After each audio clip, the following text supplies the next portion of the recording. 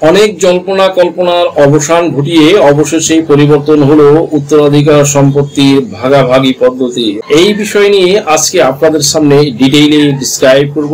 Viewers, আমরা জানি যে উত্তরাধিকার সূত্রে পাওয়া সম্পত্তি সম্পর্কে এই সম্পত্তি নিয়ে কথা বলতে হলে সর্বপ্রথমে চলে যেতে হবে সেই মৃত ব্যক্তির কাছে। মৃত ব্যক্তি হতে পারে মা বাবা, হতে পারে ভাই, হতে পারে দাদা, হতে পারে দাদার বাবা, পূর্বপুরুষের সম্পত্তি। পৈতৃক সম্পত্তি বলতে আমরা যেটি বলি তা হচ্ছে যে এই সম্পত্তি রেখে যখন কোনো ব্যক্তি পরলোক গমন করেন তখন এই সম্পত্তি কিন্তু রয়ে যায়। কিছু ওয়ারিশ তিনি রেখে যান, এই ওয়ারিশরা এই উত্তরাধিকার সূত্রে পাওয়া যে সম্পত্তি, এই সম্পত্তি নিয়ে তারা বিভিন্ন ধরনের টাল বাহানা করে, গড়িমসি করে এবং অনেকেই এটি নিয়ে প্রতারণা করে। এক ভাই আরেক ভাইকে সম্পত্তি দিতে চায় না, আবার আরেক ভাই দেখা গেছে তিনি ভালো জায়গায় বসবাস করতেছে, এক ভাইকে একদম নালা ডোবার মধ্য দিয়ে রাখছে, আবার অনেক বোনকে বিবাহ হয়ে যাওয়ার পরে তাদের সম্পত্তি দিচ্ছে না, ইত্যাদি ইত্যাদি অনেক ধরনের ঝামেলা সৃষ্টি করে। এই ঝামেলার কারণে এক সময় বিজ্ঞ আদালতে মামলা জট বাঁধতেই থাকে, বিষয়গুলো আদালত পর্যন্ত গড়ায়। ভিউয়ার্স, উত্তরাধিকার সম্পত্তি বন্টনের বিষয় নিয়ে 2004 সালে বাধ্যতামূলক করা হয়েছিল আপোষ বন্টননামা দলিল করা। বাট এই আপোষ বন্টননামা দলিল বাধ্যতামূলক করা হলেও সেটি কিন্তু কার্যকরী ভূমিকা রাখে নাই। যার যার ইচ্ছা মতো সেই জমি ভাগ বাটোয়ারা করে নিয়েছে, কিন্তু সাব রেজিস্ট্রার অফিস কর্তৃক তারা কিন্তু সেই সম্পত্তি দলিল করে নেয়নি। এতে যেমন সরকার ক্ষতিগ্রস্ত হয়, তেমনি সাধারণ জনগণ যারা ওয়ারিশ থাকে তারাও কিন্তু ক্ষতিগ্রস্ত হয়। প্রশ্ন উঠতে পারে, সরকার আবার কিসের ক্ষতিগ্রস্ত হয়? এর কারণ হচ্ছে যে সরকার একটি দলিল করলে সেটি দলিলের যে সার্ভিস চার্জ, সরকারি চার্জ, সেটি কিন্তু সরকার কোষাগারে জমা হয়। আর জনগণ কিভাবে ক্ষতিগ্রস্ত হয়? এর কারণ হচ্ছে যে যেই ব্যক্তি মৃত্যুবরণ করেছে সেই ব্যক্তি যেসব ওয়ারিশরা আছে সেই ওয়ারিশের ছেলে, মেয়ে, স্ত্রী, স্বজন রেখেই কিন্তু তিনি মারা যাবার পর তার পরিবারে তখন সেই পাওয়ারফুল ব্যক্তি যিনি থাকেন তিনি তার ইচ্ছা স্বাধীনভাবে সম্পত্তি বিক্রি করে থাকেন।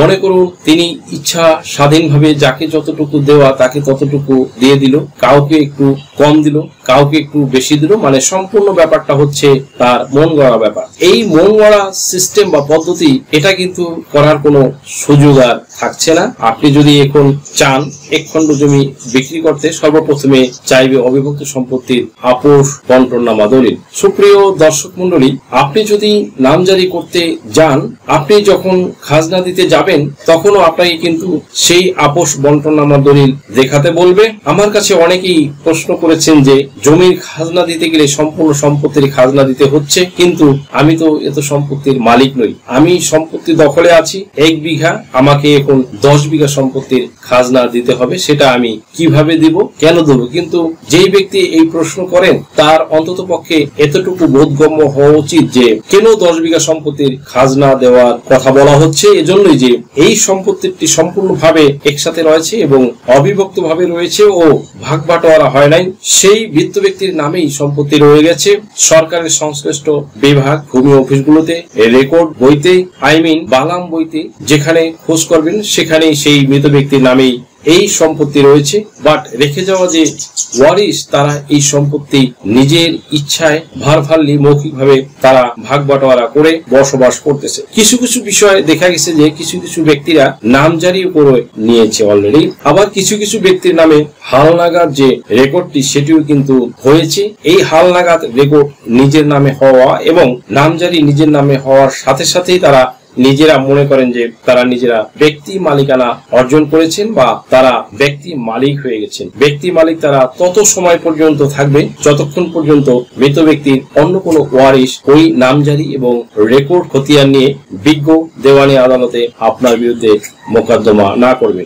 সারা জীবনের জন্য যদি কেউ মোকদ্দমা না করেন তাহলে আপনি সুন্দরভাবে বসবাস করতে পারবেন, কিন্তু যদি কোনো ব্যক্তি তার সেই সম্পত্তি ফিরে পাওয়ার জন্য 20 বছর পরে যদি তিনি মোকদ্দমা করেন তাহলে কিন্তু ওই নামজারি রেকর্ড সবই আদালত কর্তৃক ক্যান্সেল করা বা দ্যাট মিনস বাতিল করা কিন্তু পানির মতো সহজ হবে, ওয়াটার টাইপ এটা সহজ হয়ে যাবে। কেননা সম্পত্তি ভাগ হয় নাই, আপনি আপনার ইচ্ছা মতো ভ্যালুয়েবল ল্যান্ডটা আপনি নিজে নিয়ে নিয়েছেন, নিজের নামে করে নিয়েছেন, কিংবা মার্কেটের জমিটা আপনি নিয়েছেন, তাহলে অন্য যারা ডিপ্রাইভ যারা তারা যখন এখন দেখবে যে সেফর লাইক এই সম্পত্তি আমার বড় চাচা খাচ্ছে, এই সম্পত্তি তো আমাদের অংশ আছে, আমার ফুফুদের অংশ আছে, কিন্তু আমাদেরকে দিয়েছে কৃষি জমি বা নাল জমি বা ডোবা জমি, আমাদেরকে ভালো জমিটি দেয়নি, আমাদেরকে যে কম দামি জমিটি সেটি দিয়েছে, যার কারণে তারা বিজ্ঞ আদালতে মোকদ্দমা দিয়ে এই সম্পত্তি কিন্তু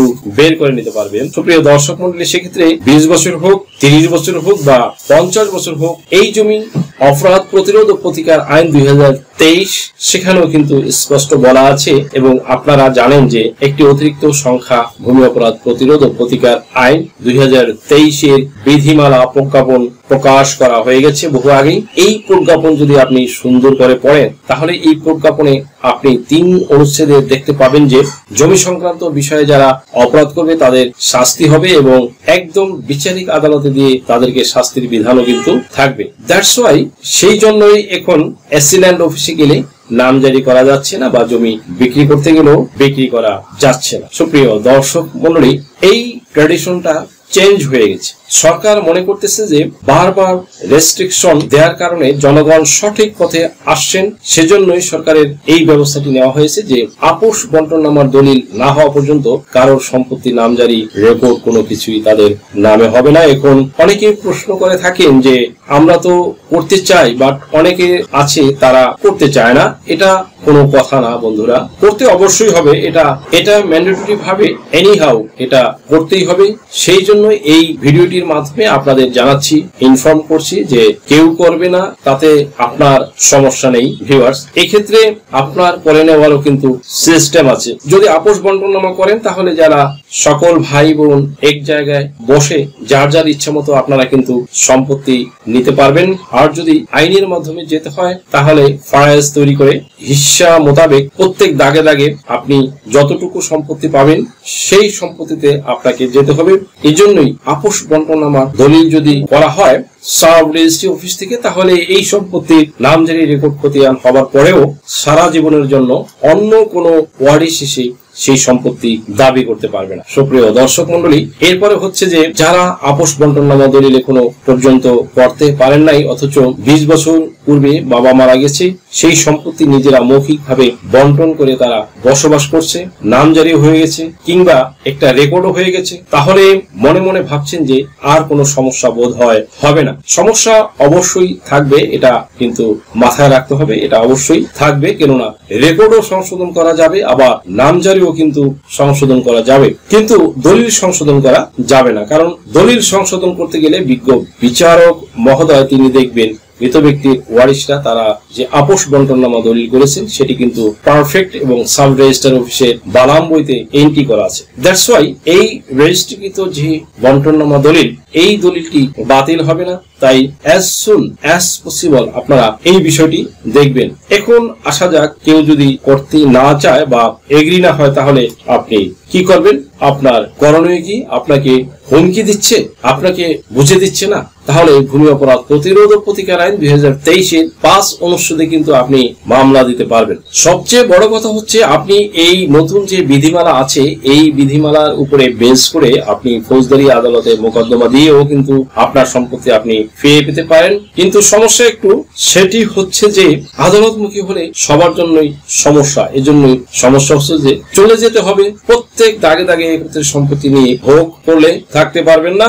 সেক্ষেত্রে আপনি যেই হন না কেন, আপনি যদি সবচাইতে একজন বিজ্ঞ ব্যক্তি হন, তাহলে আপনি বুঝবেন আপনার বাবার সম্পত্তি আপনি যেই এখতিয়ার বলে খাচ্ছেন, আর যে আপনার নামে মোকদ্দমা দিবে তিনি ঠিক একই এখতিয়ার বলে ওই সম্পত্তির দাবিদার এবং মালিক হওয়ার তিনিও অধিকার রাখেন। In this reason, in this situation, কেউ আপোষ বন্টননামা দলিল ছাড়া অন্যের জমি ক্রয় করবেন না, এবং আপোষ বন্টননামা দলিল ছাড়া কেউ সম্পত্তি বিক্রয় করবেন না, এওয়াজ বদল করবেন না, দান করবেন না, হস্তান্তর হস্তান্তর করবেন। আগে আপোষ বন্টননামা দলিল, তারপরে হচ্ছে বেচা বিক্রি। আর যদি এটি না করেন তাহলে শাস্তিও পেতে হবে।